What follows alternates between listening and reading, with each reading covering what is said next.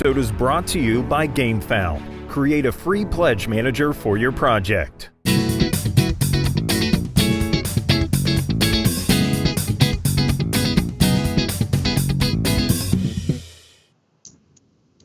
Hey everybody, I'm Tom Vassell. I'm Z Garcia. Hi, folks.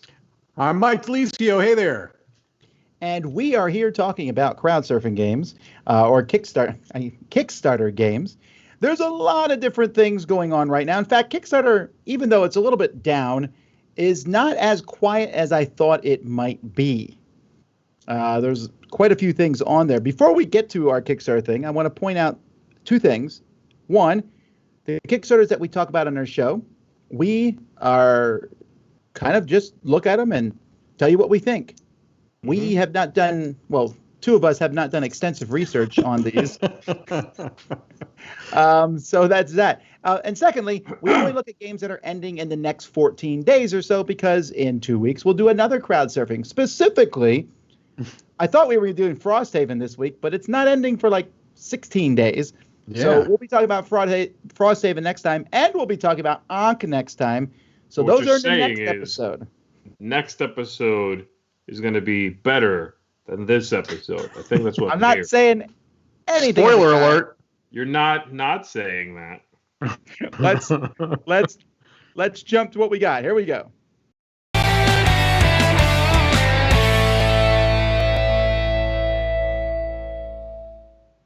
Alrighty, folks. There may be some slight disagreement on this one here, but I am actually pretty impressed with several of the projects this week. I was pretty excited about them. However, that being said, the very first one that I posted here is more silliness than anything else. But it made me laugh, so I put it on the list. To the point where I'm still considering backing this. Really? Yes. Come on now. The biggest thing is that these are just for the files, right? These are just for the files to print by yourself on your own 3D printer, correct? Well, we have a 3D printer now. I don't know if it's working. Yeah. Roy, can we make that polychromatic dragon? That's of different colors. Terrible. I know that's still a work in progress, but that is horrific. These are so stupid. Yeah, but when they're painted, they look pretty good. They really do.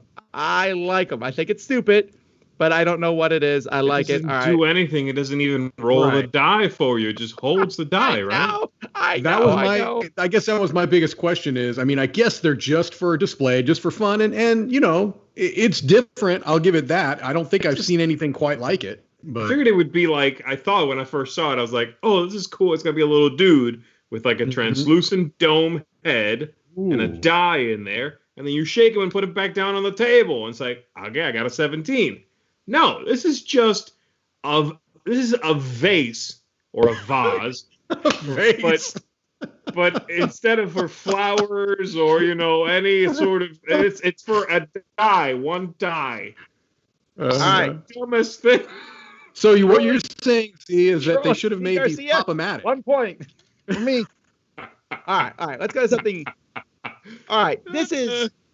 This one I put on the list because it's really gotten a lot of backers, considering what it is. It's called Out of Our Shells, the card game to get to know each other. Like a positive. This doesn't look like a game that I would expect to be on Kickstarter. Right. This looks like a game that would show up in the mass market, actually. Right. I do like the artwork here, though. The person who's just like, work, blah, blah, blah, blah, blah.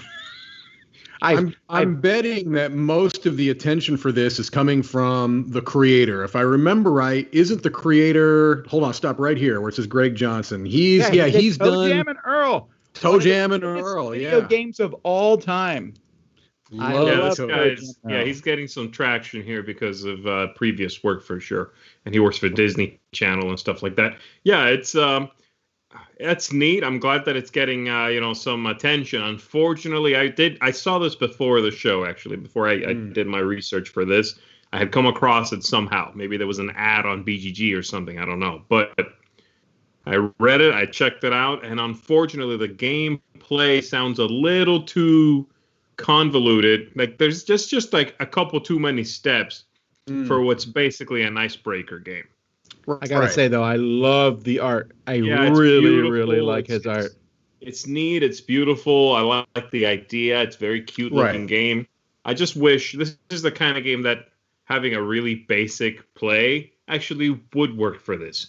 And unfortunately, there's kind of like a few steps to it, you know, and it seemed more convoluted than it needed to be. That's all I'm saying. Yeah, it's a neat idea. I like the idea of ice breaking. You know, it's more, you know, it's got that whole activity versus game thing, but it does look good. Sure. All right, the next one is Squires for Hire Mystic Runes Core Set 2. Now, I had never heard of Squires for Hire, except that I believe Liz just reviewed this on the Dice Tower.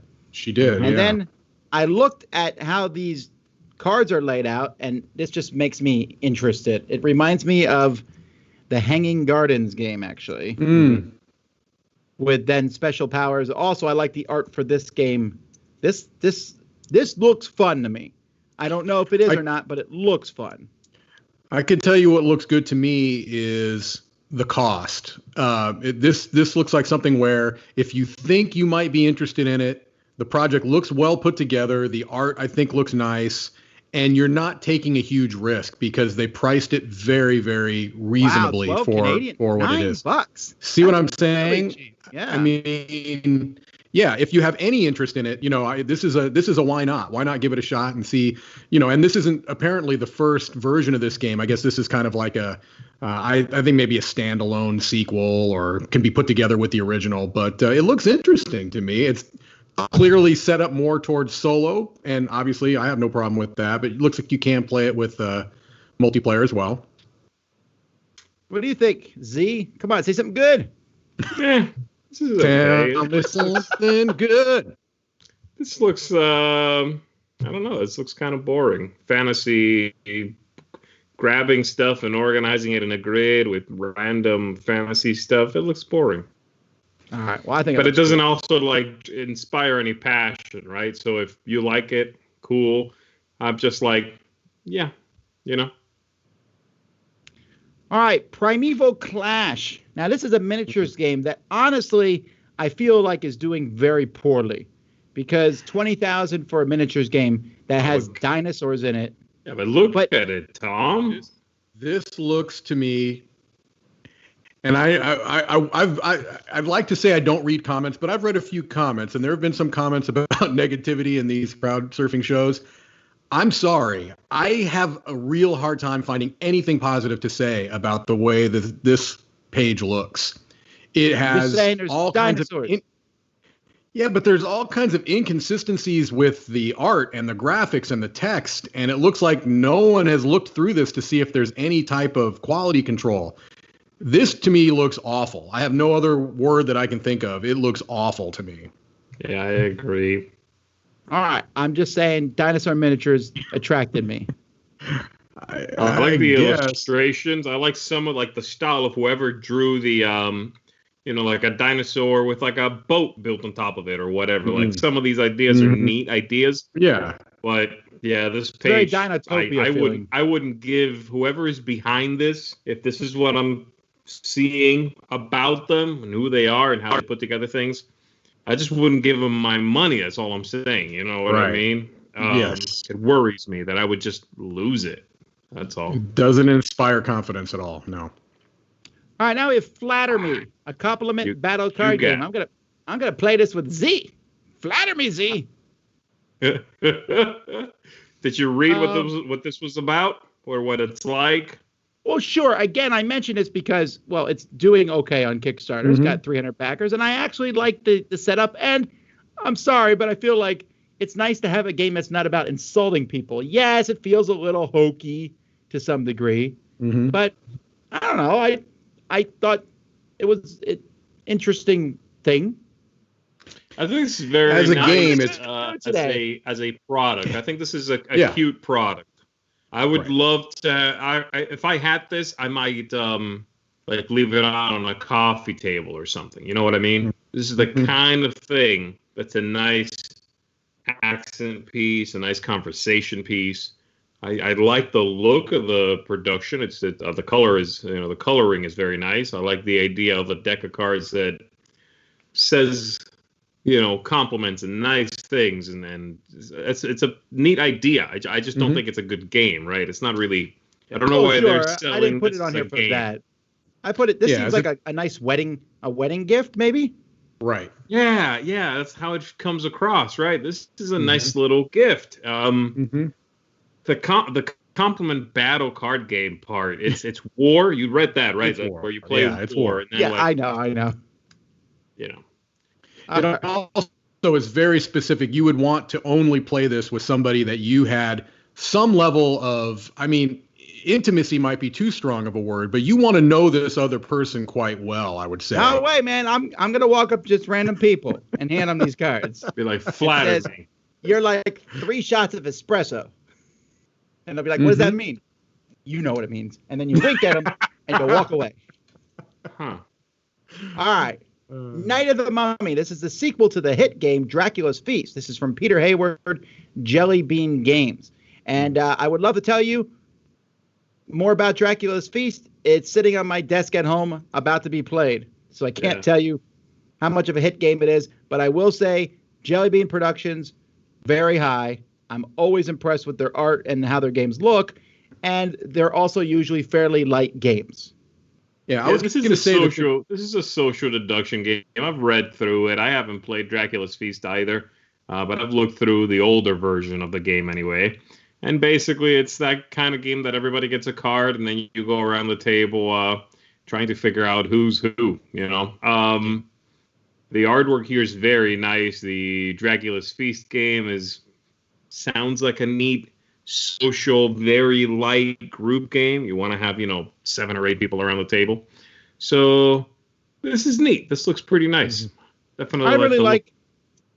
I just like this company. I'm always happy, I think, when a company has their shtick and they stick with it. Different companies like, hey, here's our first trick-taking game. For our second game, we're doing a 3-hour Euro game and then a miniatures game. No, Jelly Bean Games makes lightweight games that could be in the mass market and should be, frankly. Right. I don't know. I just like that they have their style and they stick with it. I love the aesthetic. This one is not expensive either. No, it's only $20. Yeah, it's good. It definitely has that kind of creepy creatures vibe of that similar art. I think it just looks fantastic. It's not necessarily a type of game that I'm excited about. I don't dislike it, but it doesn't do a lot for me. But man, that art, I'd want to play it just to look at the art on the cards. That's actually when I was in the studio looking at the games, I thought, why has no one looked at Dracula's Feast yet? This is great art. So that's why I took it home. I've looked at it, but again, you need like 8 people to play. Right. Well, some of us have that many children. All right. Oh, there you go. Go for it. Board game T-shirts and hoodies for game lovers. So I have mixed feelings on this one. One is I really like the style of how these look, but I hate the fact that it's so meeple heavy. I don't know what it is. I'm getting a little tired of the meeples. It's a lot of meeple. These feel a little corporate to me. Corporate? Like these don't look. I don't know. I mean, I'm not feeling like this is from somebody who's that into board games. Maybe I'm wrong, but I'm getting that feeling of like this person knows about meeples. They know about board games and tiles and cards, and dice. Yeah, I think I like this one the best. I like this yellow. There's also the fact that it's from someone whose project. This is their first project, and they have 0 back things. Yeah. I'm a little concerned that these are derivative of other T-shirt designs where they basically took out a different activity and replaced it with board games. That doesn't, they seem very similar to others. And that's, I know that happens a lot. You get certain tropes with T-shirt logos and such. But, they look okay. But, again, we've recently seen some board game apparel that, really kind of stands out. And this doesn't really stand out much to me. Right. I think that's what I meant by kind of corporate. It just feels like, I've seen that shirt. It said something about, I don't know, bagels. And now it's board games. Right. So, yeah, I don't know. All right. This one I just put on here because, holy cow, it's making a decent amount of money. Yeah. replica for the 25th anniversary. Now, I do find it interesting here that the title of this project is Board Game Replica for 25th Anniversary, which worries me that it is not approved. Correct. Oh, I don't have that was to my wonder, first baby. thought. I went through the comments. Oh, you did? And Sure did. This is not licensed. Really? So basically, you are paying $300 to this company so that they can get a slap from Sony and keep all your cash. Wow. Nope. $300 say, though, they don't have the rights to do this any looks of this. fantastic, though. It really does look like the game from the movie. Yeah, that's great, but as far as I know, they made one. Right? They made one. They're showing me all the pictures for that one. They don't have the rights to do this. They're just making... They're asking for $300 to something they don't have the rights to reproduce and sell. And from what I understand, they have not even sourced the wood yet. To me, that worries me too. They're saying that the biggest kind of concern and what's going to cost the most money is sourcing this particular wood. You can't do anything until this whole thing is made of wood. If you haven't even sourced the wood yet, I'm very, very skeptical of this whole thing. Especially after Z says that. And also, I mean, is Jumanji an actual... I mean, I know that there was like a mass market version of it that, I don't know who, Mattel or Parker Brothers, somebody put out that actually had rules, but this is just a showpiece, right? It's not even supposed to be played as a game, right? No, this is not... I don't think this is playable, no. Yeah, okay. It's just a cool thing. And everything they're describing sounds really neat. Don't get me wrong. Like, they clearly made a beautiful thing, at least once, right? Well, if this was someone's favorite movie or one of their favorite movies, this might be a great gift for them. But I cannot endorse something that is not getting the license for the game. I also think there's too many red flags here. And the fact that you said he made all this on one, this sounds like one of those Kickstarters that you back and he'll be like, I'm working as fast as I can. I finished 3 in the last month. Right. I mean, I don't know if he only made one. I'm saying... This could all be, all the pictures, there's a lot of footage and pictures. Yeah. But it could be one copy made. Right? And this has 494 backers. Right. Right? Maybe they made that one in 2 weeks. That's crazy. I mean, and again, they don't have the rights to do this. This is all just waiting to blow up in someone's face. This is, I would definitely... agree. So let's go to a legit Kickstarter for sure, and that's Cloudspire. This one's doing quite well, despite the fact I think this is a pretty short one. I think this just went up a few days ago, right? It went up yesterday. Wow. Oh yeah, okay, there you go. And they're running a short one, but as you can see, they're making their money on it. This is a reprint for Cloudspire plus new content because you have to do something different. You can't just do the same thing on Kickstarter. This is on my list to play ASAP, but Mike has been playing this one solo. So Mike, tell people, is this worth backing? Yeah, I have been playing it. Well, I've been playing it solo, but I've also played it multiplayer. This is a game that it's not cheap. That's the biggest hesitation I give in making, a recommendation of going to back it. But I will say that Chip Theory, their model is such that their games are expensive, but you will almost never find better components. I mean, the components in Cloudspire are almost unbelievably good. Not just the poker chips, the neoprene mats, the hard plastic containers that hold all the chips. They're a first-class operation. Now, their games are not going to be for everybody because they're pretty complex. There's a lot going on. They're not a game that you're going to just pick up and play in 10 or 15 minutes, but I really have enjoyed Cloudspire, and the solo game worked really, really well. But I mean, I'm not going to give anything away, but I'm very high on this particular project. Mm-hmm. These two new that means it's your pick of the week. We caught you. You got caught. I'm going to tell you this, Z. I'm going to put a little teaser out there. There were 2 projects that I was agonizing over which to choose, and this is definitely one of them. So 50% dice in chance. the head dice? No, we have not seen the second one yet. But this is a ton of definitely stuff, though. It's Do you something need else. all this stuff? Of course you need it. What kind of question No. is this?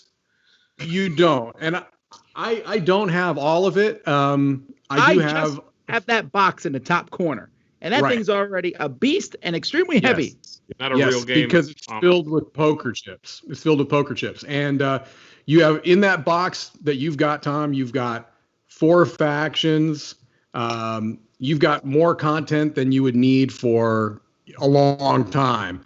The other stuff is just extra factions, play a little bit differently, some extra scenarios for the solo and co-op campaigns if you want to play it that way.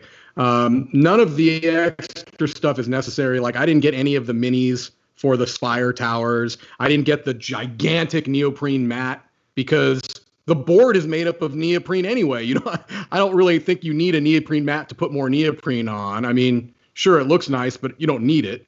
So Come on. You didn't even, did you even back this then? If you didn't get bought that it. stuff. I bought it at Gen Con, actually. Let's go to the next More like one. Neo Poser. Okay. This one is doing extremely well considering these are small games. This is 3 small games from BoardGameTables.com. I think we talked about this on the news just recently. Yeah. Yeah. GPS, Sequoia, and Mountain Goats. So Go ahead. I'm sorry. I was to say, I spent some time looking at this, and they all seem like they're light, simple games, but they all look like something I would play, and the quality looks super high. We were talking earlier about projects that don't present themselves well. To me, this is a perfect example of how to run a Kickstarter campaign. I mean, they give you like a little mini snippet of how the game is played. They give you some nice pictures. Everything in this campaign evokes confidence to me. Like, you know, maybe I will or won't like the games, but I feel like this company is going to deliver. They're going to, I mean, it just looks really good. I love the aesthetic of all of these. Again, I don't know if the games are great, but I love the way they look. Tom, I think we talked before, and like you said, you brought it up in the news. I'm pretty sure at least 2 of these are remakes of older Euro games. That's right. You told me that, and I can't remember. Really? Yeah. If you look on Board Game Geek, it'll tell you what they're. I think no, not Michael Schott, but they're older. A couple of them are older. I think the only one that's is GPS. Look it up, Tom. Look it up. Oh, man. Okay, so the first one I looked up was GPS. Thanks a lot, Mike. Oh, All sorry. I could be wrong. I think that's the only one that's not new. That's not an old one. All right. Well, let me see here. We got Sequoia. It says 2020. Does it say re-implement? About growing trees. It does not say that on here. So let's does look it up the say other it one. on the campaign? It might say it on the campaign. Mountain Goats also does not say that. So let's. So wrong. So Sequoia's Can't Stop meets Las Vegas. Yeah, Mountain Goats was King of the Hill with 6 hills and dice. But I know they said somewhere. I don't think you're right. I thought these were all new. I'm pretty sure. I'm sure. I'm gonna say you're a Dice Heads lover, and you're wrong. I'm gonna wait when we go through the Kickstarter news. I'm gonna take a look. All right.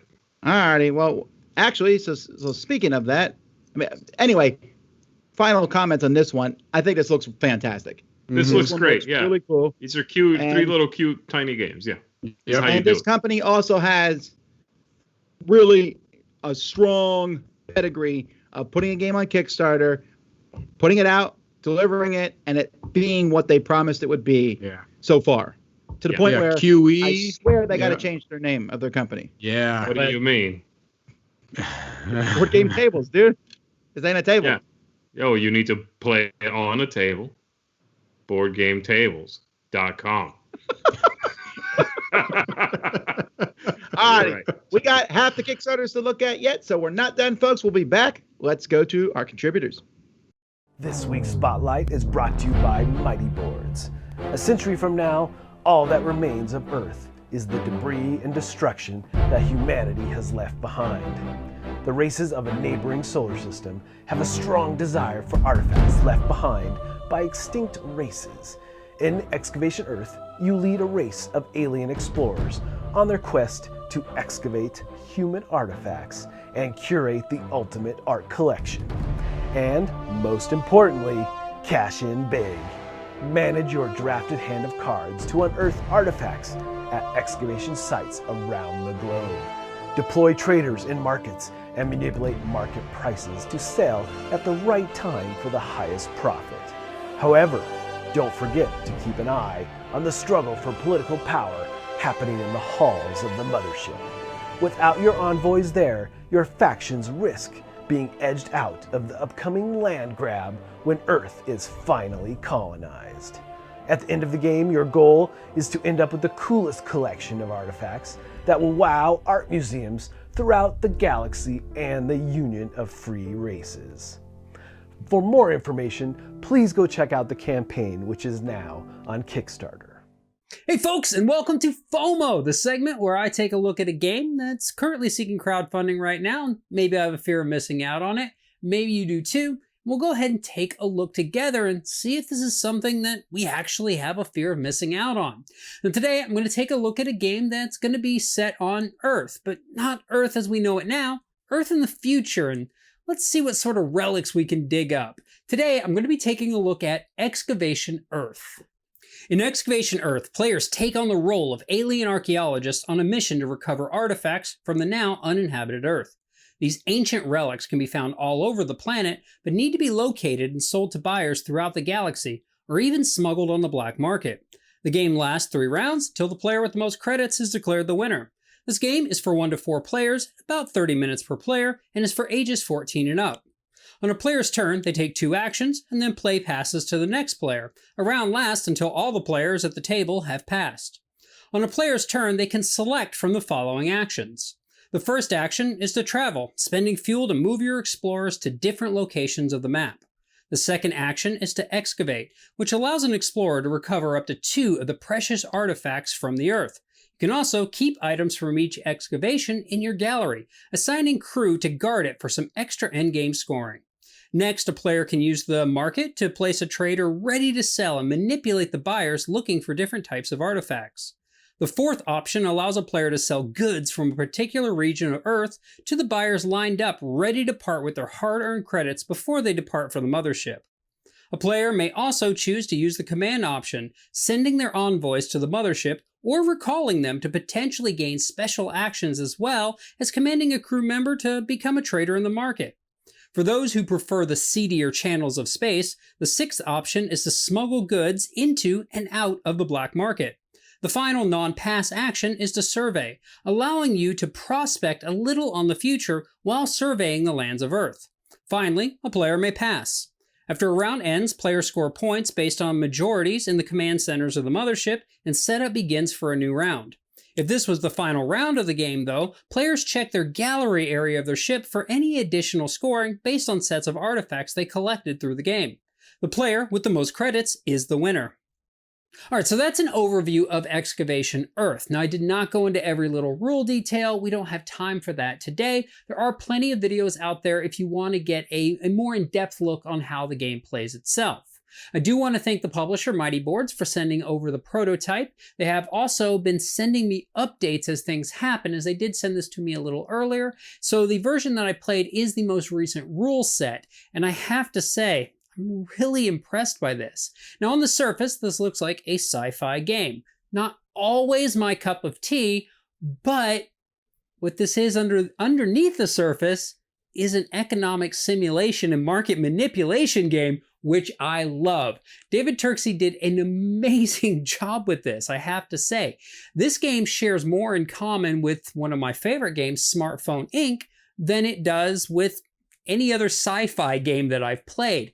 And that for me was what sealed the deal. Once I started diving into this game and just seeing the different paths to victory. Sure, I could excavate things, I could manipulate the markets, I could sell to those buyers, or I could go excavate, try to work on my gallery, maybe sell to the black market. There's just many different ways. But really, you also have to think a lot about what are my opponents doing? Because while I am manipulating the markets, so are they. And while I may make the perfect plan, and when I play games like this, I tend to think 3-4 turns ahead.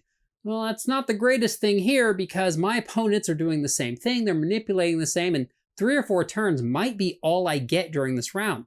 The game only lasts for 3 rounds total, and you may only get 3, maybe 4, maybe 5 turns through the whole thing. So you've really got to make every turn count. And I loved every moment of that. I really just loved the way I could set up perfectly. I'm going to sell in these 3 markets. And then my opponent to my left decides to sell into 2 of those markets as well and messes everything up, drives the price down. So again, while this looks like a sci-fi game, and it should appeal to sci-fi players, this is an economic simulation game that is more a Euro game. So it bridges that gap. And for me, that's going to make this an automatic FOMO and a game that I absolutely adore and want to get on the table. To boot, for those who aren't as much into the words economic simulation, the artwork is beautiful in this game. So if this is a game that interests you, go ahead and check out their Kickstarter page. It's still running as of the time of this video, and I look forward to seeing you folks next episode.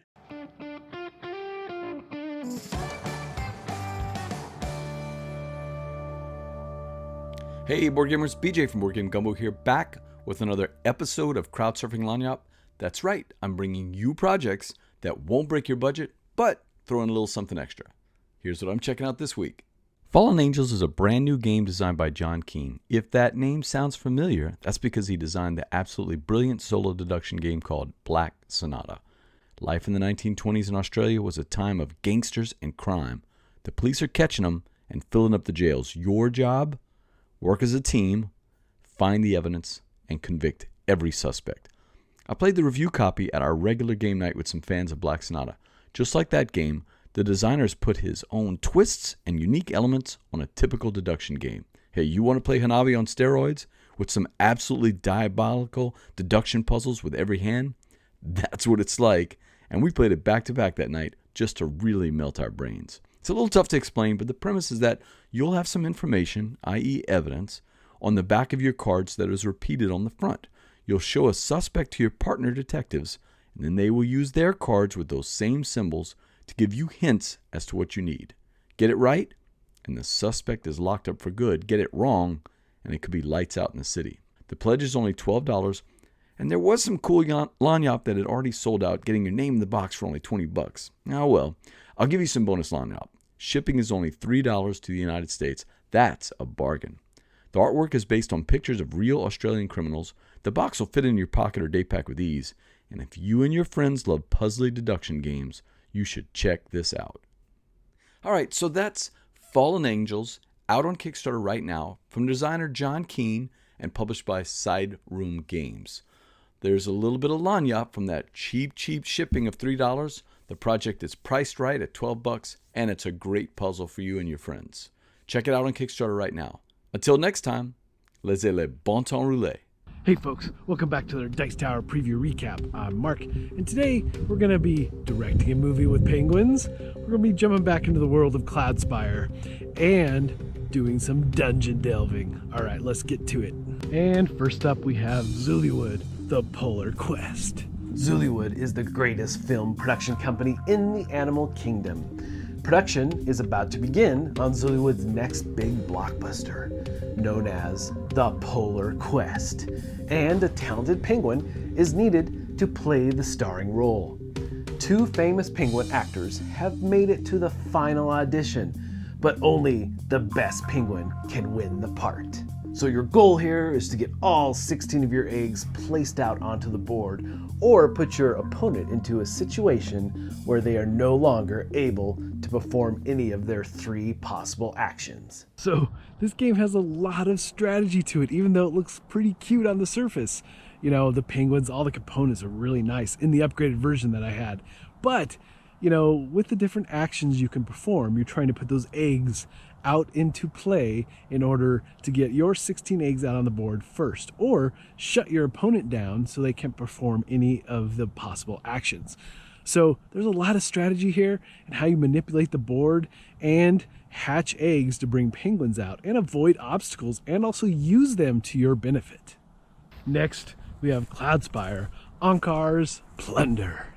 So this expansion offers you not only 2 unique factions, which are pretty cool actually, and you'll get additional solo and co-op scenarios. Also all kinds of creatures and things. So this is definitely an expansion to check out. And if you missed Cloudspire the first time around, then this is time to get it. They're doing a reprint as well. All kinds of goodies here in this expansion, and the 2 new factions are really neat. So one of the new factions is the Uprising. And I like how they put it, it's maybe not it's not really a faction, maybe more of a militia. So it comprises of all kinds of races from the world below. And what's also cool is that their mat doesn't actually attach to the board because it is coming from the world below. I love the thematic nature here, and the fact that you've created these gates, the technology to portal in. And because of all the different races and mercs that you will be using, you get to change up what this faction is every game. So, and moving out through those portals, you can deploy in multiple places, which is really neat. But of course, your opponent can attack those portals. And the other faction, which might be my favorite, is Horizon's Wrath. Essentially these are pirates, brute force, and they have an airship that actually can move around the map. So you're not stationary, and the reason you're doing that is because you're lining up, because on your mat you have cannons, and as you upgrade your cannons, you can fire them across the map, even hitting your opponent's base. So this faction is right up my alley. So my preview for Cloudspire is going to be a little bit later this week, but the thing to look for is that we're going to dive a little bit more into the story aspects of each of these factions, something that you haven't maybe seen before, so keep an eye out for that. Next, we have Ambush Epic. So yes, this is a dungeon crawl. Now, it is a semi-cooperative dungeon crawl though. You are in it for yourself, after all, to get loot and so forth, but you will need to help out your fellow players in order to defeat the evil in the dungeon.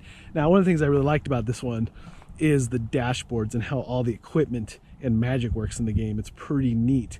The thing too is that it plays really well. It feels really accessible, and I really like the artwork and what they did here. So definitely give this one a closer look, and again, look for my preview coming later in the week. And so for my pick of the week, all of these games have a lot of things that I like. And of course, Cloudspire is an expansion, but I really like that game, and I love the new factions a whole lot. I think they're going to be my go-to from now on. So I'm definitely going to give it up for Cloudspire, but all 3 of these definitely deserve a look, so go check them out. If you want any more information about any of the games that I've mentioned here, please go check out my full previews. Now remember, both Cloudspire and Ambush Epic are coming soon, so keep an eye out for those. Now, if you want your game featured as a Dice Tower preview, please shoot me an email. All right, folks, hope you're all staying safe, all my best, and until next time, we'll see you at the table. And we're back. Alrighty, so let's just jump in with a pretty big Kickstarter here. Sanctuary, the Keeper's Era. This is from Tabula Games. I have a game, I don't know if my review is going up this week or next, of Ikeon. That was the one that they just was sent out to backers. Before that was Mysthia. So they have this weird sci-fi fantasy universe, really weird type, like, I don't know what kind of fantasy you call this. This is generic, I think it's pronounced. No, it is not. It looks generic. almost sci-fi to me. Yeah, when you look at their the stuff that they have, it's not generic. I don't know how to. It's like mystical fantasy, maybe. I'm not sure. Like, yeah, I do like. I'll tell you this. In this particular game, I have to give props. I like how these cards are laid out a lot. You know how we often talk about how cards look like they're from the 90s, CCGs? Sure. These look good. They're also colorful, which attracts me. Yeah, no, I agree. Yeah, it's a modern looking game. Nice. Yeah, the box, believe it or not, is intriguing to me. The fact that it's, set up with solo players in mind is intriguing to me. The biggest issue I had was that, I was reading through it and I didn't have a very clear idea on what the game really was. Is it a battle game? Is it obviously I could have gone into a bit more, but when I look at a Kickstarter campaign, I feel like it should be pretty clear what type of game you're getting. And I'm struggling to figure out exactly what this is. I'm telling you right now, this is in my running. I really like how this one looks. I don't know exactly what it is. I think it's definitely a battle card game back and forth, but this company has earned my go back. respect. Go back there? right there. Right there. Unlocked game modes. 2 versus 2, deck building mode, solo campaign mode, and 1 versus 1 campaign mode. Right, and that's where I was and then whatever the normal mode is, I'm guessing, which did not need to be unlocked. Okay. Well, I'm assuming it's not as bad as cooperative, competitive. This is it's a 1 versus 1 game, and now they're saying 2 versus 2, a deck building where you can instead of getting the pre-constructed deck, you can build your own decks, and then solo and campaign. I don't have a problem with that actually. Okay. Like I said, this. I'm hoping this is fun. I like. You've played their other games and you like their other games, right? I do like their other games, but I will say this looks very different. Their other games are fairly big area control style type games. This is. Apparently somebody said, "Oh my gosh, this is a beautiful, beautiful game." Did I just say that? Did I put it up? That was quick. That's impressive. That must be Mark Strede. It's whoever said that is not wrong. This game is definitely beautiful. Yeah, and those playmats look great too. Yeah, this looks neat, man. And really, these guys, they've got a serious grasp on graphic design. Clearly, it almost reminds me a little bit of the art from Anachrony in a way. Yeah, I said it's one of those universes where I look at it and I go, "That's super pretty," and I'll never step foot in it ever. You don't want to go to this world? I do not. All right.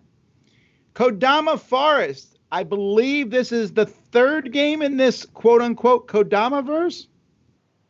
Kind of. Yeah. The original Kodama, they're all like so different because they all are just basically other games that got rethemed. Right. They rethemed Avenue, right, to another one. Yeah. This one has polyominoes. Woo! Yeah.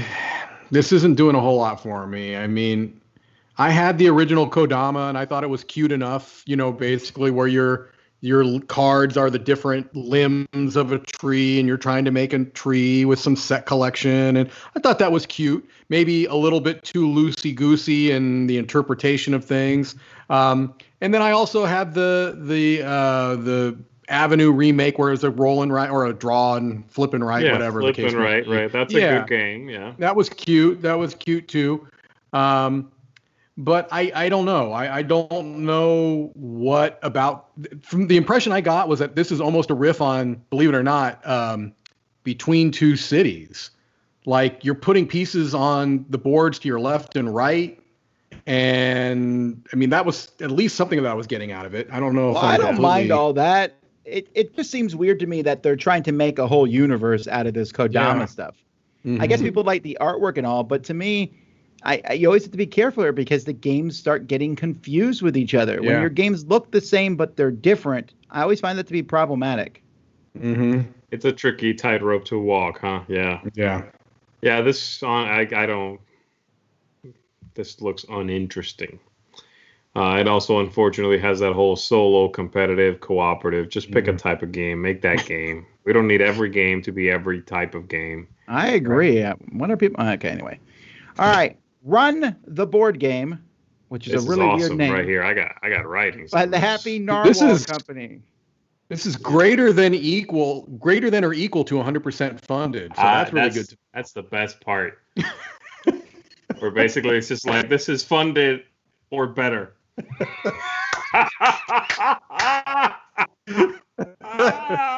Oh, man, I love that. I love it. So a couple of interesting things about this one. The game looks. I gave this one a few passes. First blush, you're like, this is cool looking. I don't know exactly what's going on here, but this is a neat looking game. Get your attention. Second pass, this is a roll and move. Yeah, so this is a roll and move with actions, like cards that have actions, okay? So there's that. And then I went to the website of the publisher. This is what is it called? Happy Narwhal. And the website was cracking me up because it's not complete. And they have placeholder text in a bunch of places, Like, so if you click on the website, there's like, they have this game listed at $19, their first thing. And then they have a place that just says Game 2. It's just a placeholder picture, $19. And then place 3, $19. And then you go to the About Us, and it's just that gobbledygook that's there as a placeholder. That lorem ipsum. Yeah. It's just like, it's great. I can't find the. I can't find the website. What you're saying is the website. I did it from BGG. I'll tell you what it is. What is this game called again? Run. So you're saying that the website for the company is greater than or equal to 50% useful, or less than, I would say. Did I spell narwhal wrong? That's possible. I'll find it. Let me see what it is. Oh, but you're looking under game, Tom. That's I know. I did for that one, but hang on. That's just a little problematic, I think, All right, so now I got to look for it underneath. Run the board game. Why do people name stuff like this? I know, it's crazy. How did I get to it? I don't know how I got to it. I don't know. I can't find it. It's not even on the website here. Are you sure? Wait, did I have all the Kickstarters pulled up. So I know I went over here and I just did a search for Run. All right, never mind. All right. Well, too bad. Don't worry about it. Don't worry about it. All right. This one is fascinating to me because this game. All right. So this is Storm the Gate Woodland Warfare, which you're a bunch of woodland creatures fighting each other. And I thought that sounds interesting. I went down and, it's La Pasa Trappa or whatever. There's many names for this game. Yeah. Okay. But there's different discs. So when you go down here, where are the different discs? They show you. They're at the very bottom. Okay, there's rabbits. Those are rabbits, also known as the discs that come with the game. And there's the brute. They're bigger, so they can attack your opponent, but they're harder to fit through the gate. Then there's these things, which are smaller. And then there are these, which apparently you can shoot over the thing with an aerial shot, which you could do with the regular discs anyway, because I've done it. And this is the game. Like, you literally pick which discs you're going to use. But if you played this game before, folks, what it is, I'm sure you guys have played this before. At least Z has probably. Yeah. For sure. I've played it. And you shoot them through the hole in the middle. It's a fun game. It's not one I think everybody should have, but it's a great one for conventions or, if you're at a rec center. These are great. They're really fun. Right. And when one person tires out, the other person wins. That's how they usually work. This is the exact same thing, except they're using smaller and bigger discs. That's it. Right. Rock and roll. And because they make it sound like you could draft your army, but if I take the big disc and I shoot it through to your side, it's yours now. And then you shoot it back. So it doesn't matter what you draft because literally the other person's going to just shoot it back. So why not just I would have just rethemed this slightly and just said there's different discs in the game. This whole battle mode thing is kind of like, come on now. Yeah, And look, you can adjust the tension at 3 different levels. Come on, dude.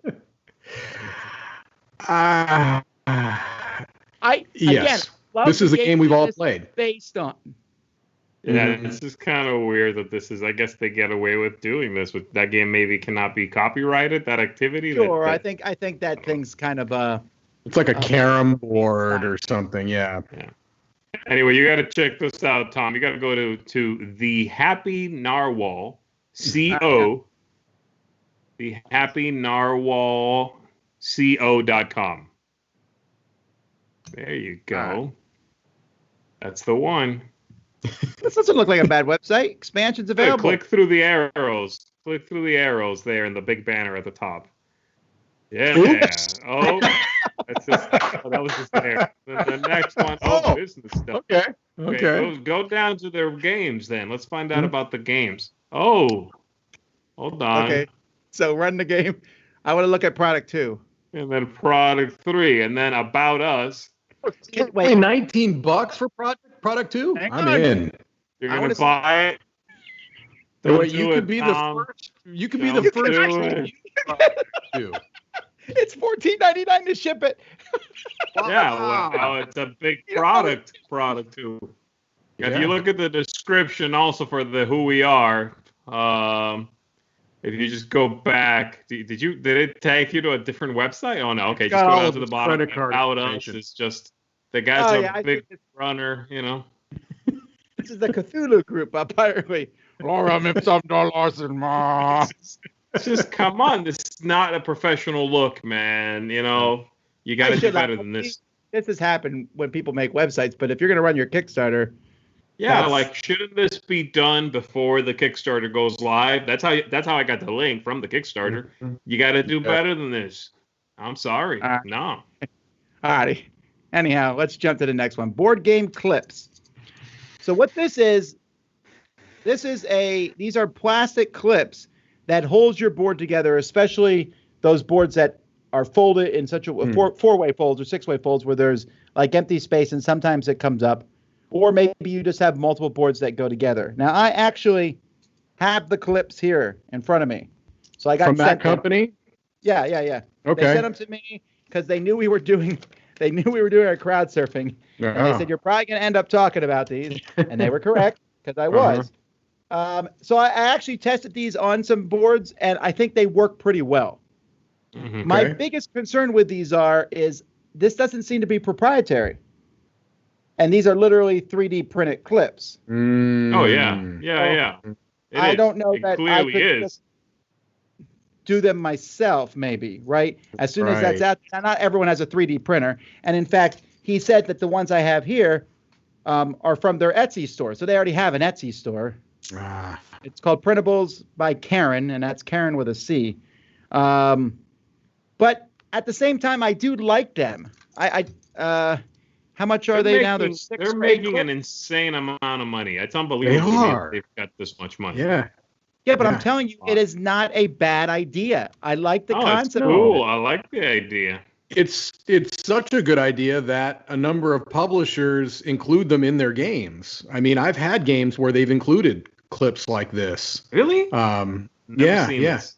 Yeah, I'm trying to think of the games that I've had. There's at least 2 where there were multiple boards that needed to connect to each other, and you'd put the little clips to keep them connected. I can't for the life of me remember which ones. Now, those corner clips, I'd never seen anything like that, or these hex clips. That's kind of cool. This is cool because I just played this game recently, Rallyman here. Yeah. And I remember thinking how annoying it was that these pieces moved around when you were on the track because you're rolling dice and setting them on the board and things like that. These clips would work great for that. I think that's a really cool concept. Now, it's almost like they're more useful specifically for Rallyman here because most games that have these hexes don't have open hexes in the middle like that. Or aren't necessarily that size clip or that size hex either. I'd be curious to see how these matter. The angle will be the same. No, that's the Catan hex though. So that's a pretty basic size. Catch up on your math, homie. No, I'm never gonna catch up on math. You need to read. I'm gonna send you a book about trigonometry. Okay, both of you shut up. I think these are worth it, especially. I think the price is solid.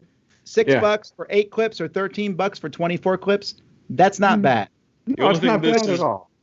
The only thing it's missing is one of those late night infomercial videos where I want to watch somebody try to open a board and be like, are you having trouble keeping your board flat? And they're like, rip the game in half. Someone dunks it in like a pool of water and then it drips all over them. Well, have we got the product for you? Clips. All right, someone mentioned that they use binder clips in the comments. but this is better than a binder clip because with a binder clip you have to leave like half of it. They just don't sit as these are nice and thin and they sit pretty flat. Again, I tested them out and I was pretty happy with them. Now, I would prefer to leave them in the box with the game. So if this game is the kind of game that needs them, I'd prefer to leave them in there. Sure. So cool. I don't know. But like I said, the biggest thing is I don't think it's proprietary. And I feel like, but at the same time, they made 30,000 here. So yeah, they're doing something right. That's 1,600 of these they're going to have to ship out. That's a lot of shipping. Yeah, so we'll see. It is. All right, Excavation Earth. This here is from Mighty Boards. So Mighty Boards has done, I looked this up Vengeance. Already. That's they did right. Vengeance, and they did Petrichor. Post-Human stuff. Post-Human, yeah.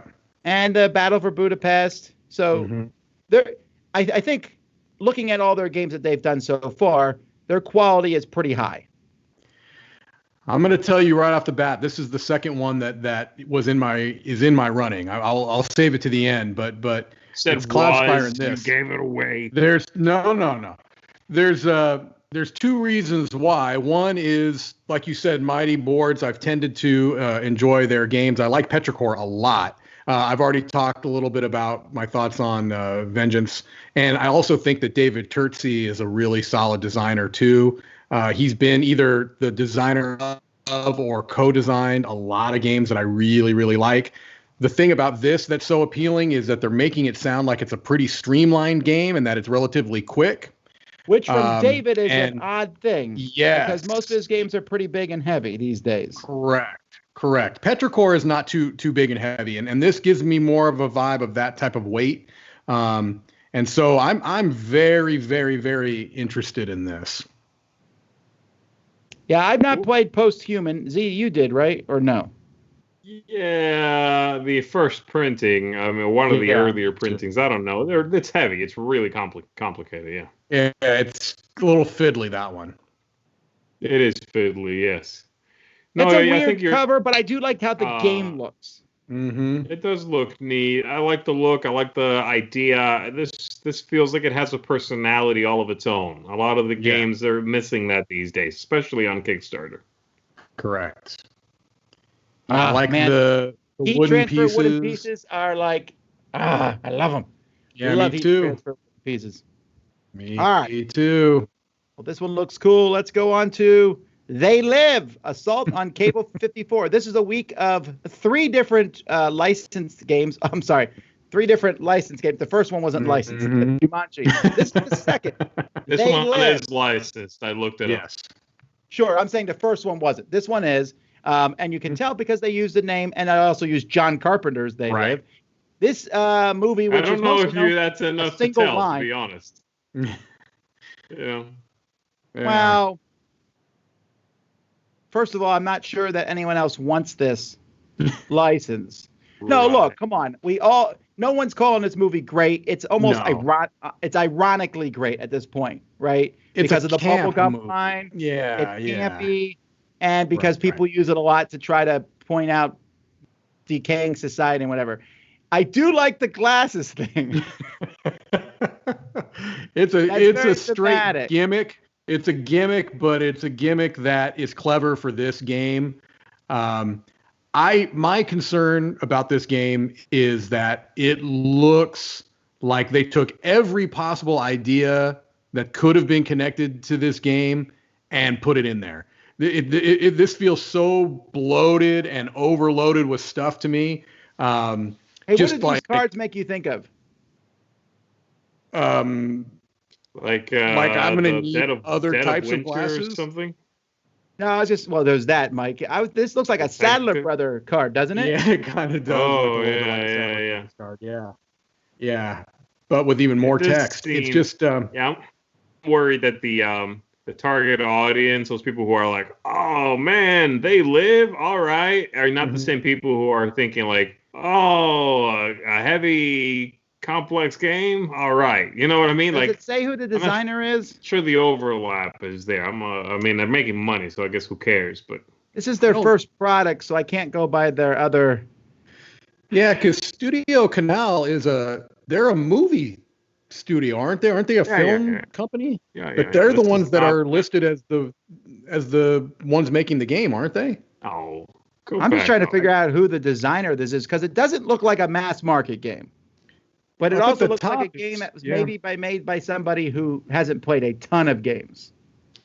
Well, we could see what other projects they've done. Oh, here's the team. Never mind. Andrew Aitchison and Matt Lees. Matt Lees, isn't he from Shut Up and Sit Down? I don't think so, because it doesn't say Shut Up and Sit Down here. It says comic book and merchandise collector. Okay. I'm pretty sure they would say renowned. Yeah, I would think so. Reviewer had it been him. This is from some team called the publisher's called Iconic Studios. Alrighty, well, I don't know. It's funding well, good for them, but this, I don't know if that's, we'll see. It's very unique, man. It's a weird thing. And we do need more board games with Rowdy Roddy Piper. That's clear. Of all his vast filmography. All right. I like it. Up and Away. Now, this one is an oddity because normally I don't put games on here that are not funding, or this one may not even fund. There's still 14 days. It might fund. Yeah. I just really like the art in this one, so I put it in. Cute. I like the art. Yeah. The miniatures are okay. I think this is one of those games I think looks better without the miniatures. The standard game here. Mm-hmm. Yeah, I think it would have been nice if they had been, maybe even acrylic standees would have been nice, but I also think the price point's probably too high for what the game is. That's one of the problems. Right. I like the art. I like how it looks. There's another game in here called Gears, which is a pretty bad name for a game. But I don't know. This looks interesting to me, and that's why I put it in here. This looks like a cute kind of game for maybe a family with kids to play at the same time, maybe. Yeah, I'm just trying to figure out what the market is. It's certainly a family weight-looking game, but you said the price point, one that I don't think necessarily fits well in that niche, and I don't know. I feel like this is maybe a game that's struggling to find a niche, and that's why it's not funding very well. Yeah, all right. Speaking of cuteness, Zoolywood, a cute game with not so cute rules. This one is funding, and it has cute penguins, which is probably why it's funding. And when I looked at these pieces, I was like, what? I think I've seen this game before. I'm almost 100% sure I've seen this game at a convention because I remember a game having those penguins. Mm-hmm. Penguins? Dude, penguins are second to pandas, and people going bonkers over them in board games. I will tell you, the pieces in this look really, really good. The boards like look a little Yeah, it's a 2-player abstract, right? I mean, it's really just an abstract game. That's what it is. Yeah, that's all it is. I don't know. I think it's really just the aesthetic that's got this one going over the body. But you could say similar things to, Santorini, I think, was as popular as it was because of the pieces. And I think this one looks good. I think Santorini looks way better than this. But this is the kind of game, and you're right, it's like a 2-player abstract game. This is the kind of game that falls into an interesting category for me where, from what I've seen so far, I know I want to play it. Like, I know I want to play it. I also know I don't want to own it. It's like a weird thing. And there's very few games that I think I can look at and know those two things with no deviation. Like, I know those two things. Do you think you might want to own it based on your opponent? Is that a possibility? No, because nobody influenced me like that, man. Nobody. All right. All right. Well, I think it looks good. That game reminds me aesthetically a little bit of the Rescue Polar Bears game, but that game was such a great little co-op that I think suited the theme better than maybe the theme of this. You know what I mean? The Rescue Polar Bears, I think, utilized its theme and those pieces really well. This looks a little bit like it's out of place. No? It looks great. No, you're wrong. It looks okay. I'll take my fish. Tom's pick of the week. Tom's pick of the week. It is not my pick of the week. All right, this is here for Mike. Veil Wraith, a solo fantasy quest game. Guys, it's made 82,000. So yeah, whatever. I don't care. Everybody's locked inside. Next. Yeah, here's the thing. I think this is very popular because the designer, I think, is very well known in the solo community. He has these, I think it's Killforth, if I'm correct. I think it's part of this whole same universe. I will tell you, I don't believe I've played any of this designer's games. The aesthetic of this does not appeal to me personally. Even the type of game doesn't look to be one that I'm really all that interested in.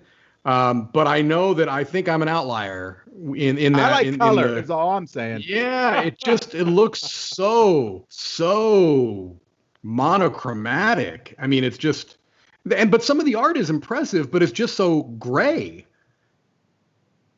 And I know that's what they're going for. It just doesn't really appeal to me. Well, I get that people like this though. This one has a distinct look, so you can't argue that. I disagree. I don't think this has a distinct look. I think a lot of products look like this. You know, it has a distinct look compared to like the rest that we've seen today, but I don't think this has a distinct look at all. Oh, that's true. You know what I mean? This is like we've seen this. We've seen this product. You know what I mean? Yeah. Also, these styles are all over the place. Yeah, some there's of them are definitely clearly photos with a filter, and some of them are artwork. Ugh. I do like the romance novel covers, though. I mean, that's a good look. That is, it's definitely romance novel covers. Yes. Mm-hmm. All righty. Last one for today. So, Wolfenstein, the board game. Here we go. So, I want to talk about this one first because I played Wolfenstein so much as a kid. I was very excited about this one that I went in here without looking, glanced at the miniature, said that's cool. And I clicked on backing, and then I said, well, before I back, I should probably look. And I decided not to back it or even come close to it for two main reasons. One is the company. All right. This company is Archon Studios. They're the ones who made Rampart, Vanguard of War, which was essentially a complete, they said it wasn't a ripoff of, Reload. Reload is Load. Yeah, Load and Reload. They did it again, yeah. Yeah. That one was the one that they almost just flat out took the rule book from Rum and Bones. Right. And I played it, and they managed to take Rum and Bones and make it worse.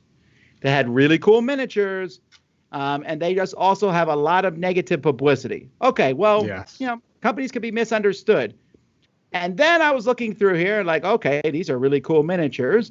And, I might even get this one here that has the 3D walls. Right. I was like, I know where you're going. And then I was like, what is this? Yep. And no way.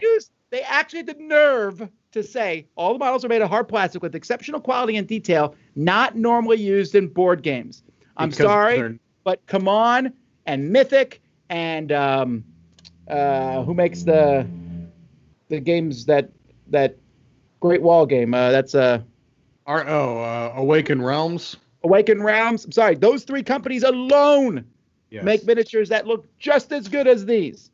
Don't tell me I have to cut them off a sprue to make them look better. Balderdash. This is only doing well because it has the word Wolfenstein. Period. Correct. Right. It's licensed. And I was all excited about it. I'm with you. I'm like you, Tom. I played this game like crazy growing up. I thought, this is a really great theme for a dungeon crawl type game. I even, just quickly scrolling, thought, oh man, this is looking pretty interesting. But then the more I looked at it, and of course the sprues, I was gone immediately. But it just looks a bit like a mess to me. Again, I was talking about this earlier, where it's like, let's throw everything we can into this. It doesn't look streamlined. It doesn't look polished. It looks like an overwhelming torrent of stuff that they just threw. It's a shame because I'm completely out, and I was really excited about it. Mm-hmm. Yeah, I went in and I was instant, like, oh man, Wolfenstein, I'm in. It just, the company hasn't won my respect over, even though I will say it looks good. The whole thing looks good. Yeah. But I'm sorry, I'm not putting together sprues. I'm done with that. I'm not a modeler. And if this is a board game, which it clearly is, I really think they're hitting the wrong audience. They're selling this solely on nostalgia. Yeah. It's a bummer because this would have been my pick of the week had it been one I really liked. And they got a lot of people, talking about it. Although, if you notice, I don't think a single review here is from a board gamer. That one covering. They got one up. They had Dan King up there, I think. Dan King did it from here. These guys, Tantrum House, and Dan King, I think did do it. Well, then maybe so, but they would both have to call me up and tell me it's amazing. I'm kidding. I hate this sprue stuff. I hate it. But I know that every time I say it, I get feedback. People like sprues, but again, it's just the fact that they have the nerve to say that they're better because of the sprues.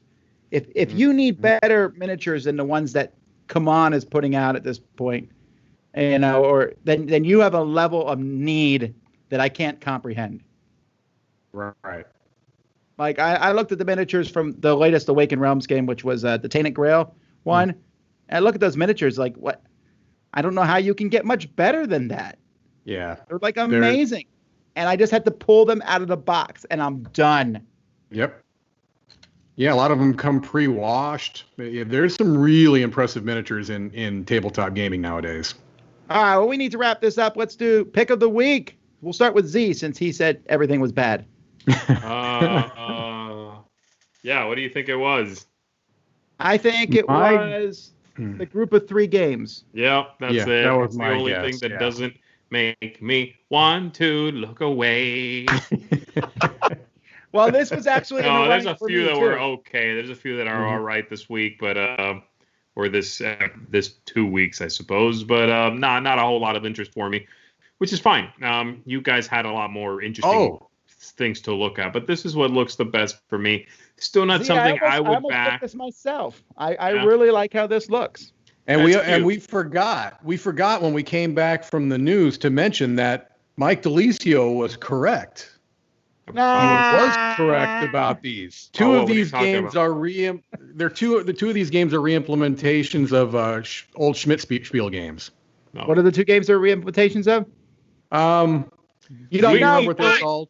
Finito is Level one of them. X. There you go. Level X. I'm helping him. I feel bad for DeLisio. His pick is probably going to be garbage. All right, what's your pick, Mike?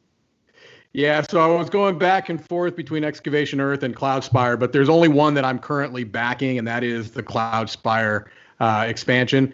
I feel a little bit like I'm cheating because it's not really a new game, but I am excited about this. I'm excited about getting 2 new factions that have 2 new campaign modes to them, and but if it wasn't this, it would have been Excavation Earth, because I may get in on that one too. I have to think about it a little bit more.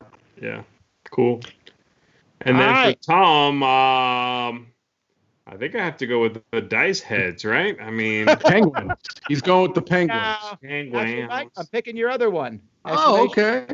This one looks really solid to me. I like that it has a distinct theme. Yeah. I like that. Mm-hmm. I like that they're using animals, but they're not just animal heads stuck on a human body. Right. I like the board. I like the designer. I like the components. Yep. I'm hoping it's good. Early reviews are pretty positive. Mm-hmm. So yeah, this one looks a lot of fun. You know what looks this one? This one reminds me a little bit of Mass Effect. Has a little bit of that aesthetic and vibe to it to me. You mean the video game? Yeah. Yeah, I could see that. Yeah. Mm-hmm. All right. No, this looks cool. I'm into it. Yeah. All right. All righty, folks. Well, those are our picks of the week, and that is another episode of Crowdsurfing. We'll be back in 2 weeks talking more. We will, I promise, talk about Frosthaven and Ankh in that episode. Until then, though, tonight is Dice Tower Tonight at 9 o'clock. We do Dice Tower chat every night, except tonight. We call it Dice Tower Tonight because it always has been that way. Eric and Crystal will be there. And tomorrow, Board Game Breakfast and a top 10 live with Paula Deming, our most played games. which for Z, you know what? I started the joke and didn't have anything to put in it. You were going to say, I believe, I will be listing basically all of the pandemics. Correct. Oh, okay. There you go. Thank you. Welcome. All righty, folks. Thanks so much for watching. Until next time, I'm Tom Vassell. I'm Z Garcia. Thanks, everybody.